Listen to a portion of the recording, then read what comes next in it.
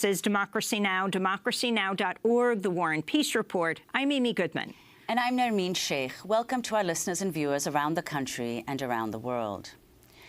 Palestinians are protesting in cities across the West Bank and Gaza Strip after President Trump announced Wednesday that he would recognize Jerusalem as the capital of Israel and initiate a process of moving the U.S. Embassy from Tel Aviv to Jerusalem. Today, we finally acknowledge the obvious, that Jerusalem is Israel's capital. This is nothing more or less than a recognition of reality. It is also the right thing to do. It's something that has to be done.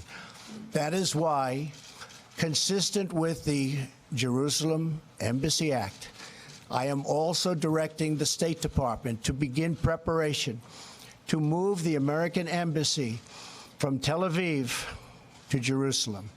Despite his announcement, Trump, like past U.S. presidents, signed a waiver that keeps the U.S. Embassy in Tel Aviv.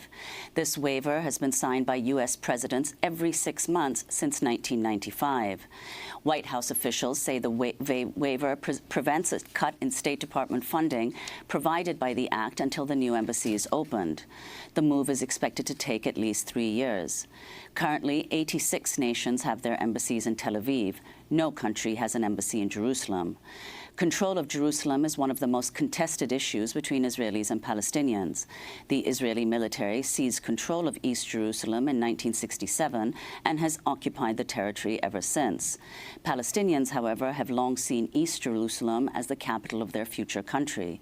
Since 1967, the UN Security Council and UN General Assembly have passed dozens of resolutions calling for Israel to end its occupation of East Jerusalem. Palestinian President Mahmoud Abbas said Trump's order meant the United States had abdicated its role as a mediator in the Middle East peace process. Chief Palestinian negotiator Saeb Erekat said, quote, "President Trump just destroyed any policy of a two-state solution."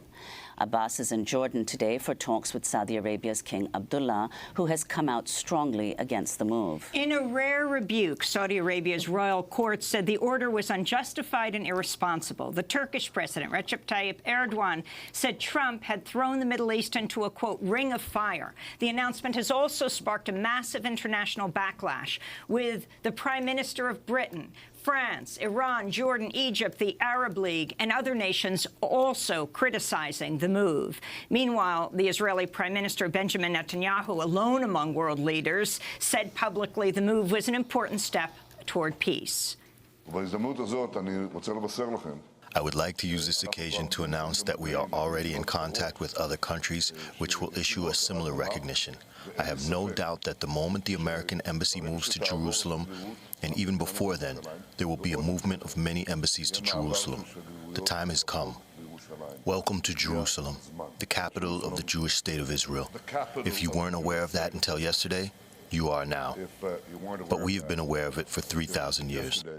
Reuters reports the U.S. State Department privately asked Israel to temper its response to Trump's announcement in a memo, writing, quote, "While I recognize that you'll publicly welcome the news, I ask that you restrain your official response. We expect there to be resistance to this news in the Middle East and around the world. We're still judging the impact this decision will have on U.S. facilities and personnel overseas." Minutes after Trump's speech, American embassies in Turkey, Jordan, Germany, and Britain issued security alerts. Hamas has called for a new uprising in the Palestinian territories and declared Friday a day of rage. Today, at a checkpoint near Ramallah, Israeli forces fired dozens of rounds of tear gas and stun grenades at hundreds of Palestinian protesters. Clashes were also reported in East Jerusalem and at the border fence between Israel and Gaza. The United Nations Security Council is expected to meet Friday to discuss the move. For more, we go first to Ramallah, where we're joined by Dr. Hanan Ashrawi, Palestinian diplomat and scholar, elected an executive committee member of the Palestine Liberation Organization, the PLO, in 2009, becoming the first woman to hold a seat in the highest executive body in Palestine. She also served as the official spokesperson of the Palestinian delegation to the Middle East peace process. We welcome you to Democracy Now! Dr. Hanan Ashrawi, your response to President Trump's move yesterday. Thank you. Well, first of all, I think this is an outrageous move. It's an irresponsible move. It's the epitome of recklessness. It is something that not only violates international law, destroys the chances of peace, but also places the U.S. squarely on the side of lawlessness and illegality by becoming complicit in Israeli occupation and Israel's illegal annexation of Jerusalem, and therefore losing any standing or credibility to take part in any type of pursuit of peace. This is an act of supreme provocation, and the Palestinian people and all people of good conscience feel actually quite upset with this decision, and most people just can't believe that one person can embark on such a course of action that has such serious ramifications throughout the region and the world. Dr. Ashrawi, could you explain what you think the reason is for Trump having made this announcement now?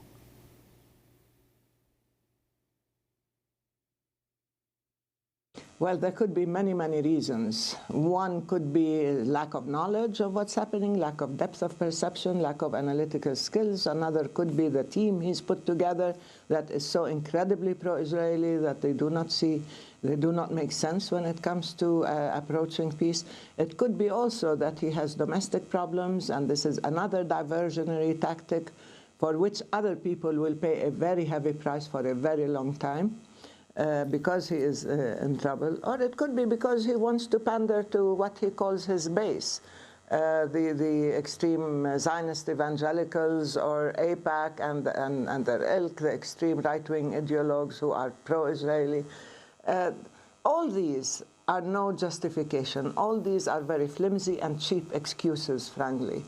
And I don't see how anyone who has any sense or any knowledge of the reality and the facts would embark on such a dangerous course of action. Dr. Ashrawi, how different is this from past presidents? I mean, Barack Obama had said that Jerusalem is the capital of Israel. He signed the waiver every 6 months. President Trump said that Jerusalem is the capital of Israel. And though a lot of media didn't report it at first, they didn't even realize what he had signed. In fact, he signed once again that 6-month waiver. I watched Dan Shapiro, a man you probably know well, who is President Obama's ambassador to Israel for years.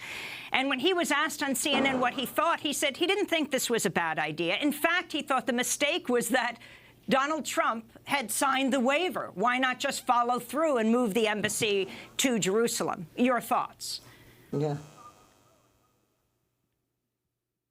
Yeah. Well, now you're seeing Dan Shapiro's true colors. When he was ambassador under Barack Obama, he was trying to convey an impression that he was even-handed. But after he stopped being ambassador, he stayed in Israel. He's an Israeli citizen. He's working for an Israeli organization.